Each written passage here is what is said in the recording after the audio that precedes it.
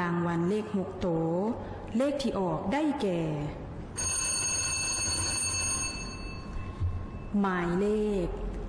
459 506 459 506เลข5โตวได้แก่หมายเลข59506 59506เลข4โตวได้แก่หมายเลข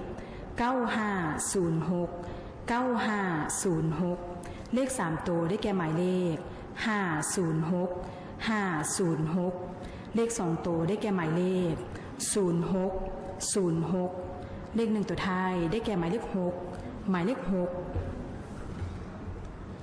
ผลการออกเลขรางวัลเลข6ตัวก็ได้ออกมาสำเร็จเป็นที่เรียบร้อยต่อไปแมนจะได้สืบต่อทำการออกเลขรางวัลสลากพัฒนา5/45ขอให้พนักงานออกเลขรางวัลได้ออกมาประจำหน้าที่อยู่อุปกรณ์ออกเลขรางวัล